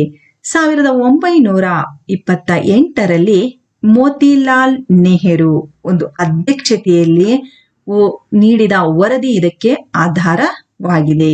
1928 ಮೋತಿಲಾಲ್ ನೆಹರು ಅವರು ಅಧ್ಯಕ್ಷತೆಯಲ್ಲಿ ನೀಡಿದ ವರದಿ ಇದಕ್ಕೆ ಆಧಾರವಾಗಿದೆ. ಭಾರತಕ್ಕೆ ಸಂಪೂರ್ಣ ಜವಾಬ್ದಾರಿ ಸರ್ಕಾರ ರಚಿಸಲು ಅವಕಾಶ ಅನ್ನೋದನ್ನ ನೀಡಿದರು. ಸಂಪೂರ್ಣ ಜವಾಬ್ದಾರಿ ಸರ್ಕಾರ ರಚಿಸುವ ಅವಕಾಶ ನೀಡಿದ್ರು. ಇದೇ ಲಕ್ಷಣ ನೋಡಿ ಮಕ್ಕಳೇ, ಅಖಿಲ ಭಾರತ ಒಕ್ಕೂಟ, ಕೇಂದ್ರದಲ್ಲಿ ಸರ್ಕಾರ ಪದ್ಧತಿ, ಭಾರತೀಯ ರಿಸರ್ವ್ ಬ್ಯಾಂಕ್ ಸ್ಥಾಪನೆ, ಭಾರತದಲ್ಲಿ ಫೆಡರಲ್ ಕೋರ್ಟ್ ಸ್ಥಾಪನೆಗೆ ಅವಕಾಶ ಅನ್ನೋದನ್ನ ನೋಡಿದ್ವಿ. ಕಾಯ್ದೆ ವಿದ್ಯಾರ್ಥಿಗಳೇ, ಮುಂದಿನ ಕಾಯ್ದೆ 1861 ಭಾರತೀಯ ಪರಿಷತ್ ಕಾಯ್ದೆ. ಈ ಕಾಯ್ದೆ 1857 ಘಟನೆಯ ನಂತರ ಜಾರಿಗೊಂಡ ಪ್ರಮುಖ ಕಾಯ್ದೆಯಾಗಿದೆ. ಈ ಕಾಯ್ದೆಯ ಮೂಲಕ ಭಾರತೀಯರಿಗೆ ಶಾಸನ ರೂಪಿಸುವ ಪ್ರಕ್ರಿಯೆಯಲ್ಲಿ ಸ್ಥಾನವನ್ನ ಕಲ್ಪಿಸಲಾಯಿತು. ಅಂದ್ರೆ ಭಾರತೀಯರಿಗೆ ಶಾಸನ ರೂಪಿಸುವಂತ ಒಂದು ಸ್ಥಾನವನ್ನ ಕಲ್ಪಿಸಲಾಯಿತು.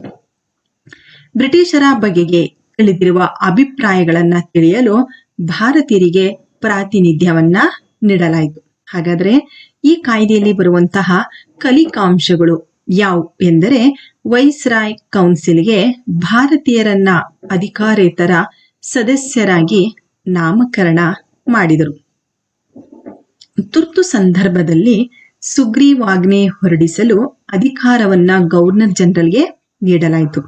ವೈಸ್ರಾಯ್ ಕೌನ್ಸಿಲ್ಗೆ ಭಾರತೀಯರನ್ನ ಅಧಿಕಾರೇತರ ಸದಸ್ಯರಾಗಿ ನಾಮಕರಣ ಮಾಡಿದರು. ತುರ್ತು ಸಂದರ್ಭದಲ್ಲಿ ಸುಗ್ರೀವಾಜ್ಞೆ ಹೊರಡಿಸಲು ಅಧಿಕಾರವನ್ನ ಗವರ್ನರ್ ಜನರಲ್ಗೆ ನೀಡಲಾಯಿತು. 1892ರ ಭಾರತೀಯ ಪರಿಷತ್ ಕಾಯ್ದೆ, ಈ ಕಾಯ್ದೆಯನ್ನ ಜಾರಿಗೆ ತರಲಾಯಿತು. 1892ರ ಕಾಯ್ದೆಯು ಭಾರತೀಯರಿಗಿದ್ದ ಶಾಸನ ಸಭೆಗಳ ಪ್ರಾತಿನಿಧ್ಯವನ್ನ ಮತ್ತಷ್ಟು ವಿಸ್ತರಿಸಲಾಯಿತು. ಅಂದ್ರೆ ಭಾರತೀಯರಿಗೆ ಶಾಸನ ಸಭೆಗಳ ಪ್ರಾತಿನಿಧ್ಯವನ್ನ ವಿಸ್ತರಿಸಲಾಯಿತು. ಕಾಂಗ್ರೆಸ್ ಸಂಘಟನೆಯು ಬ್ರಿಟಿಷ್ ಆಡಳಿತದ ಬಗ್ಗೆ ಕಳೆದ ಒಂದು ವಿಮರ್ಶಾತ್ಮಕ ನಿಲುವಿನ ಹಿನ್ನೆಲೆಯಲ್ಲಿ ಭಾರತೀಯರ ಪ್ರಾತಿನಿಧ್ಯ ಅನ್ನೋದನ್ನ ಹೆಚ್ಚಿಸಲಾಯಿತು. ಹಾಗಾದ್ರೆ ಈ ಕಾಯ್ದೆಯಲ್ಲಿ ಬರುವಂತಹ ಕಲಿಕಾಂಶಗಳು ಯಾವುವು ಎಂದರೆ, ಒಂದನೆಯದು ಕೇಂದ್ರ ಹಾಗೂ ಪ್ರಾಂತೀಯ ಶಾಸನ ಸಭೆಗಳಲ್ಲಿ ಹೆಚ್ಚುವರಿ ಸದಸ್ಯರ ಸಂಖ್ಯೆಯನ್ನ ಅಧಿಕಗೊಳಿಸಲಾಯಿತು. ಈ ಕಾಯ್ದೆಯ ಎರಡನೆಯ ಅಂಶ ಶಾಸನ ಸಭೆಯ ಲೆಜಿಸ್ಲೇಟಿವ್ ಕೌನ್ಸಿಲ್. ಶಾಸನ ಸಭೆಯ ಲೆಜಿಸ್ಲೇಟಿವ್ ಕೌನ್ಸಿಲ್ ಅಧಿಕಾರವನ್ನ ಹೆಚ್ಚಿಸಿ ಅವುಗಳಲ್ಲಿ ಬಜೆಟ್ ಬಗ್ಗೆ ಚರ್ಚಿಸುವ ಅಧಿಕಾರ ಅನ್ನೋದನ್ನ ನೀಡಲಾಯಿತು. 6 ದಿನಗಳ ಮುಂಚೆ ಮುನ್ಸೂಚನೆ ನೀಡಿ ಸಾರ್ವಜನಿಕ ಆಸಕ್ತಿಯ ವಿಷಯಗಳ ಬಗ್ಗೆ ಸರ್ಕಾರವನ್ನ ಪ್ರಶ್ನಿಸುವ ಹಕ್ಕನ್ನು ನೀಡಲಾಯಿತು. ಕೇಂದ್ರ ಹಾಗೂ ಪ್ರಾಂತೀಯ ಶಾಸನ ಸಭೆಗಳಲ್ಲಿ ಹೆಚ್ಚುವರಿ ಸದಸ್ಯರ ಸಂಖ್ಯೆಯನ್ನ ಅಧಿಕಗೊಳಿಸಲಾಯಿತು. ಶಾಸನ ಸಭೆಯ ಅಧಿಕಾರವನ್ನ ಹೆಚ್ಚಿಸಿ ಅವುಗಳಲ್ಲಿ ಬಜೆಟ್ ಬಗ್ಗೆ ಚರ್ಚಿಸುವ ಅಧಿಕಾರ ಅನ್ನೋದನ್ನ ನೀಡಲಾಯಿತು. 6 ದಿನಗಳ ಮುಂಚೆ ಮುನ್ಸೂಚನೆ ನೀಡಿ ಸಾರ್ವಜನಿಕ ಆಸಕ್ತಿಯ ವಿಷಯಗಳ ಬಗ್ಗೆ ಸರ್ಕಾರವನ್ನ ಪ್ರಶ್ನಿಸುವ ಹಕ್ಕನ್ನ ನೀಡಲಾಯಿತು. ನಂತರ ಬರುವಂತಹ ಒಂದು ಕಾಯ್ದೆ 1909ರ ಭಾರತೀಯ ಪರಿಷತ್ ಕಾಯ್ದೆ. ಇದಕ್ಕೆ ಇನ್ನೊಂದು ಹೆಸರು ಮಿಂಟೋ ಮಾರ್ಲೆ ಸುಧಾರಣಾ ಕಾಯ್ದೆ. ಹಾಗಾದ್ರೆ ಮಿಂಟೋ ಭಾರತದ ವೈಸ್ರಾಯ್ ಆಗಿದ್ದರು. ಮಾರ್ಲೆ ಎಂಬುವರು ಭಾರತದ ಸೆಕ್ರೆಟರಿ ಆಫ್ ಸ್ಟೇಟ್ ಆಗಿ ಕಾರ್ಯನಿರ್ವಹಿಸುತ್ತಿದ್ದರು. ಇವರು ಈ ಕಾಯ್ದೆ ಮೂಲಕ ಭಾರತೀಯರನ್ನ ಒಡೆದು ಆಳುವ ನೀತಿಯ ಮೂಲಕ ಕೆಲಸವನ್ನ ಮಾಡಲು ಪ್ರಾರಂಭ ಮಾಡಿದ್ರು. ಹಾಗಾದ್ರೆ ಮಕ್ಕಳೇ, ಈ ಒಂದು ಕಾಯ್ದೆಯಲ್ಲಿ ಬರುವಂತಹ ಕಲಿಕಾಂಶಗಳು ಅಂದ್ರೆ ಅಂಶಗಳು ಯಾವುವು ಎಂದರೆ, ಕೇಂದ್ರ ಶಾಸನ ಸಭೆಯ ಸದಸ್ಯರ ಸಂಖ್ಯೆ 16ರಿಂದ 60ಕ್ಕೆ ಹೆಚ್ಚಿಸಲಾಯಿತು. ಇಲ್ಲಿ ಕೇಂದ್ರ ಶಾಸನ ಸಭೆಯಲ್ಲಿ. ಮತ್ತೆ ಪ್ರಾಂತ್ಯಗಳಲ್ಲಿ ಶಾಸನ ಸಭೆಗಳ ಸದಸ್ಯರ ಸ್ಥಾನವನ್ನ ಹೆಚ್ಚಿಸಲಾಯಿತು. ಕೇಂದ್ರ ಶಾಸನ ಸಭೆಯಲ್ಲೂ ಹೆಚ್ಚಿಸಿದ್ರು, ಪ್ರಾಂತ್ಯಗಳಲ್ಲಿರುವಂತಹ ಶಾಸನ ಸಭೆಗಳಲ್ಲೂ ಸದಸ್ಯರ ಸಂಖ್ಯೆಯನ್ನ ಹೆಚ್ಚಿಸಿದ್ರು. ನೋಡ್ರಿ, ಶಾಸನ ಸಭೆ, ಇಲ್ಲೂ ಶಾಸನ ಸಭೆ, ಇಲ್ಲಿ ಕೇಂದ್ರದಲ್ಲಿ ಪ್ರಾಂತ್ಯದಲ್ಲಿ ಅವರ ಸದಸ್ಯರ ಸಂಖ್ಯೆ ಅನ್ನೋದನ್ನ ಏನ್ ಮಾಡಿದ್ರು, ಹೆಚ್ಚಿಗೆ ಮಾಡಿದ್ರು. ಮೊದಲ ಬಾರಿಗೆ ಚುನಾವಣೆಯ ಮೂಲಕ ಶಾಸನ ಸಭೆಗೆ ಆಯ್ಕೆಯಾಗಲು ಅವಕಾಶ ನೀಡಲಾಯಿತು. ಮೊದಲ ಬಾರಿಗೆ ಚುನಾವಣೆಯ ಮೂಲಕ ಶಾಸನ ಸಭೆಗೆ ಆಯ್ಕೆಯಾಗಲು ಅವಕಾಶ ಅನ್ನೋದನ್ನ ನೀಡಿದ್ರು. ಮುಸ್ಲಿಮರಿಗೆ ಪ್ರತ್ಯೇಕ ರಾಜಕೀಯ ಪ್ರಾತಿನಿಧ್ಯ ನೀಡುವ ಪ್ರತ್ಯೇಕ ಚುನಾವಣಾ ಮತಗಟ್ಟೆಯನ್ನ ಜಾರಿಗೆ ತಂದ್ರು. ಮುಸ್ಲಿಮರಿಗೆ ಏನ್ ಕೊಟ್ರು, ಪ್ರತ್ಯೇಕ ರಾಜಕೀಯ ಪ್ರಾತಿನಿಧ್ಯವನ್ನ ಕೊಟ್ರು, ಪ್ರತ್ಯೇಕ ಚುನಾವಣಾ ಮತಗಟ್ಟೆಗಳನ್ನ ಜಾರಿಗೆ ತಂದರು. ಇಷ್ಟೆಲ್ಲವೂ ಸಹ 1909ರ ಭಾರತೀಯ ಪರಿಷತ್ ಕಾಯ್ದೆ. ನೋಡಿ, ಇಷ್ಟೆಲ್ಲನೂ ಸಹ ನಾವು ಕಾಯ್ದೆಗಳ ಮೂಲಕ ಏಕರೂಪ ಆಡಳಿತನದನ್ನ ಜಾರಿಗೆ ಬಂದಿದ್ದನ್ನು ನಾವು ನೋಡ್ತೀವಿ. ಇಲ್ಲಿಯವರೆಗೆ ನಿಮಗೆ ಕಾಯ್ದೆಗಳು, ಭೂ ಕಂದಾಯ ನೀತಿ, ರೈತವಾರಿ ಪದ್ಧತಿ, ಮಹಲ್ವಾರಿ ಪದ್ಧತಿಗಳು, ನ್ಯಾಯಾಂಗ ವ್ಯವಸ್ಥೆ, ಪೊಲೀಸ್ ವ್ಯವಸ್ಥೆ ಇವೆಲ್ಲದನ್ನೂ ಸಹ ಅಧ್ಯಯನ ಮಾಡಿದಿರ ಮಕ್ಕಳೇ. ನಿಮಗೆಲ್ಲರಿಗೂ ಸಹ ಅರ್ಥ ಆಗಿದೆ ಅಂತ ತಿಳ್ಕೊಂಡಿದ್ದೀನಿ. ಈಗ ಈ ಪಾಠದ ಕೊನೆಯ ಘಟ್ಟ ಗ್ರೂಪ್ ಪ್ರಶ್ನೆಗಳನ್ನ ನಿಮ್ಮ ನೋಟ್ಸ್ ಅಲ್ಲಿ ಬರ್ಕೊಂಡು ಇದಕ್ಕೆ ಆನ್ಸರ್ ಅನ್ನ ಮಾಡಿ. ಒಂದನೆಯದು, ಈ ಕೆಳಗಿನ ಪ್ರಶ್ನೆಗಳಿಗೆ ಒಂದು ವಾಕ್ಯದಲ್ಲಿ ಉತ್ತರಿಸಿ. ಹಿಂದೂಸ್ತಾನದಲ್ಲಿರುವ ಪ್ರತಿಯೊಬ್ಬ ಮೂಲ ನಿವಾಸಿಯು ಭ್ರಷ್ಟ ಎಂಬ ಹೇಳಿಕೆಯನ್ನ ನೀಡಿದವರು ಯಾರು? ಯಾರು ಹೇಳ್ತೀರಾ? ಕಾರ್ನ್ವಾಲಿಸ್. ಹೌದು, ಸರಿಯಾದ ಉತ್ತರ. ದಿವಾನಿ ಹಕ್ಕು ಎಂದರೇನು? ಡಾಲ್ ಹೌಸಿ ನೂತನ ವಿಶ್ವವಿದ್ಯಾಲಯಗಳನ್ನ ಎಲ್ಲೆಲ್ಲಿ ಸ್ಥಾಪಿಸಿದರು? ಬ್ರಿಟಿಷ್ ಸರ್ಕಾರ ಪಡೆಯುತ್ತಿದ್ದ ತೆರಿಗೆ ಹಣವನ್ನ ಎಡ್ಮಂಡ್ ಬರ್ಕ್ ಏನೆಂದು ಟೀಕಿಸಿದನು? ಮಹಲ್ವಾರಿ ಪದ್ಧತಿ ಎಂದರೇನು? ಕೆಳಗಿನ ಪ್ರಶ್ನೆಗಳಿಗೆ 2-3 ವಾಕ್ಯಗಳಲ್ಲಿ ಉತ್ತರಿಸಿ. ವಾರನ್ ಹೇಸ್ಟಿಂಗ್ಸ್ ಅನ್ನು ಜಾರಿಗೆ ತಂದ 2 ಬಗೆಯ ನ್ಯಾಯಾಲಯಗಳನ್ನು ಹೆಸರಿಸಿ. 1833ರ ಚಾರ್ಟರ್ ಕಾಯ್ದೆಯ 4 ಪ್ರಮುಖ ಅಂಶಗಳನ್ನು ಪಟ್ಟಿ ಮಾಡಿ. 1833ರ ಚಾರ್ಟರ್ ಕಾಯ್ದೆಯ 4 ಪ್ರಮುಖ ಅಂಶಗಳನ್ನು ಪಟ್ಟಿ ಮಾಡಿ. ಮಿಂಟೋ ಮಾರ್ಲೆ ಕಾಯ್ದೆಯ ಪ್ರಮುಖ ಸುಧಾರಣೆಗಳು ಯಾವುವು? 2-3 ವಾಕ್ಯಗಳಲ್ಲಿ ಉತ್ತರಿಸಿ. ಈ ಕೆಳಗಿನ ಪ್ರಶ್ನೆಗಳಿಗೆ 1 ವಾಕ್ಯದಲ್ಲಿ ಉತ್ತರಿಸಿ. ಇದೆಲ್ಲದೂ ಸಹ ಮರ್ಕೊಂಡಿದ್ದೀರಾ ಮಕ್ಕಳೇ? ಈಗ ಈ ಕೆಳಗಿನ ಪ್ರಶ್ನೆಗಳಿಗೆ 5-6 ವಾಕ್ಯಗಳಲ್ಲಿ ಉತ್ತರಿಸಿ. 1ನೆಯ ಪ್ರಶ್ನೆ, ಬ್ರಿಟಿಷರ ಕಾಲದ ನಾಗರಿಕ ಸೇವೆಗಳು ಮತ್ತು ಸೈನ್ಯ ವ್ಯವಸ್ಥೆಯನ್ನು ವಿವರಿಸಿ. ಎಷ್ಟು ವಾಕ್ಯದಲ್ಲಿ ಬರಿಬೇಕು ಮಕ್ಕಳೇ? 5-6 ವಾಕ್ಯಗಳಲ್ಲಿ ಉತ್ತರಿಸಿ. 2ನೆಯ ಪ್ರಶ್ನೆ, ಭಾರತದಲ್ಲಿ ಆಧುನಿಕ ಶಿಕ್ಷಣ ನೀತಿಯು ಪ್ರಾರಂಭವಾದ ರೀತಿಯನ್ನು ವಿವರಿಸಿ. ಇದು ಸಹ 5-6 ವಾಕ್ಯಗಳಲ್ಲಿ ಉತ್ತರಿಸಿ. ಇಲ್ಲಿಯವರೆಗೆ ಮಕ್ಕಳೇ ನಿಮಗೆಲ್ಲರಿಗೂ ಸಹ ಕಾಯ್ದೆಗಳು, ರೆಗ್ಯುಲೇಟಿಂಗ್ ಕಾಯ್ದೆ, ಪಿಟ್ಸ್ ಕಾಯ್ದೆ, ಚಾರ್ಟರ್ ಕಾಯ್ದೆ, ಭಾರತೀಯ ಪರಿಷತ್ ಕಾಯ್ದೆ, ಭಾರತ ಸರ್ಕಾರದ ಕಾಯ್ದೆ 1919, ಮಾಂಟೆಗೋ ಚೆಮ್ಸ್ಬರ್ಗ್ ಸುಧಾರಣಾ ಕಾಯ್ದೆ 1935ರ ಕಾಯ್ದೆಗಳು. ಈ ಎಲ್ಲ ಕಾಯ್ದೆಗಳು, ನಂತರ ಈ ಕಾಯ್ದೆಯಲ್ಲಿ ಬರುವಂತಹ ಪ್ರಮುಖ ಅಂಶಗಳ ಬಗ್ಗೆ ನೀವು ತಿಳ್ಕೊಂಡಿದ್ದೀರಾ. ಇಲ್ಲಿಯವರೆಗೆ ಈ ಕಲಿಕಾಂಶಗಳು ನಿಮ್ಗೆಲ್ಲರಿಗೂ ಸಹ ಅರ್ಥ ಆಗಿದೆ ಅಂತ ತಿಳ್ಕೊಂಡಿದ್ದೀರಿ ಮಕ್ಕಳೇ. ಇದನ್ನ ಮತ್ತೊಂದು ಸಲ ಪುನರ್ ಮನನ ಮಾಡುವುದರ ಮೂಲಕ ನಿಮ್ಮ ನೋಟ್ಸಿಗೆ ಇದನ್ನ ಬರೆದು, ಈ ಪ್ರಶ್ನೆಗಳಿಗೆ ಉತ್ತರವನ್ನ ಬರೆದು ನಿಮ್ಮ ಒಂದು ಶಾಲಾ ಶಿಕ್ಷಕರಿಗೆ ತೋರಿಸಿ. ಧನ್ಯವಾದಗಳು.